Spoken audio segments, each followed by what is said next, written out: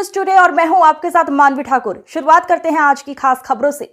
अब सरकार ने व्यवस्था की है कि वृद्धावस्था पेंशन हो, दिव्यांगजन पेंशन हो और निराश्रित महिला पेंशन, इन सब की 1,06,00,000 लाभार्थी हैं जो इस योजना से लाभान्वित होते हैं। 12,000 रुपये सालाना हम दे रहे हैं और इस राशि को भी बढ़ोतरी करने के लिए धनराशि की व्यवस्था हमने बजट में कर दी है। ये कार्यक्रम भी इसके साथ होंगे और ये पैसा डीबीटी के माध्यम से उनके अकाउंट में जाता है। अब ये बीच में बाबूगिरी नहीं होती है।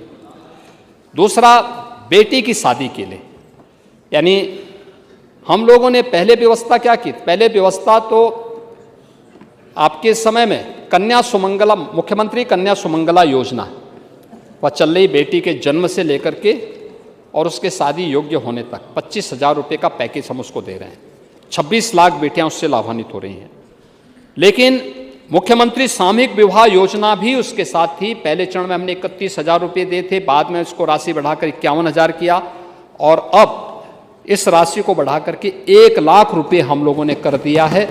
और यह राशि जो वार्षिक आय पहले 1 लाख थी, अब उसको बढ़ाकर के 3 लाख किया जा रहा है। यानी 3 लाख रुपये तक की परिवार का कोई भी व्यक्ति आकर के वहाँ पे अपना रजिस्ट्रेशन करवाएं और इस योजना से वह लाभान्वित हो सकता है। इसको हम करेंगे और इसमें कहीं कोई समस्या नहीं होगी।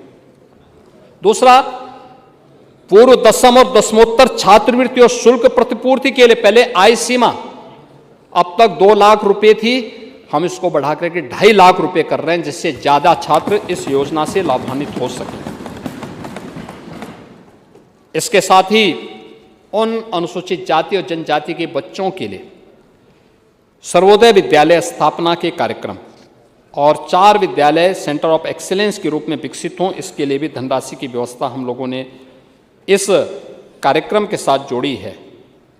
हम लोगों ने कोविड कालखंड में मुख्यमंत्री अभ्युदय कोचिंग की स्कीम जारी की थी और मुझे बताते हुए प्रसन्नता है कि इस मुख्यमंत्री अभ्युदय स्कीम के अंतर्गत यूपीएससी में 59, यूपी पीसीएस में 136, नीट आईआईटी जेई में 771 बच्चों का चयन हुआ है इस कोचिंग के माध्यम से, जिन बच्चों ने इन योजनाओं का लाभ प्राप्त किया है।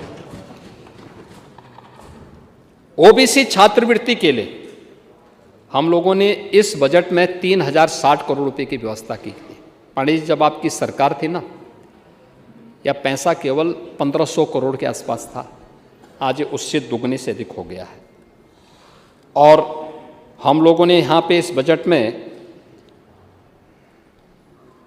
विवाह अनुदान की राशि को भी इसके साथ यहाँ पे इसकी धनराशि की व्यवस्था की है।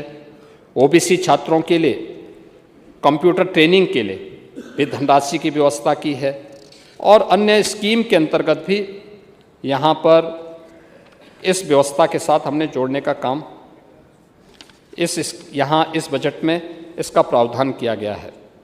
दिव्यांग छात्राओं के लिए, उन बेटियों के लिए जो दिव्यांग हैं, उनके लिए इलेक्ट्रिक ट्राइसाइकिल के लिए भी धनराशि की व्यवस्था की है, क्योंकि डीजल का खर्चा उठा पाने में वो परिवार सक्षम नहीं हो पाता था, सभी परिवार नहीं हो पाते थे।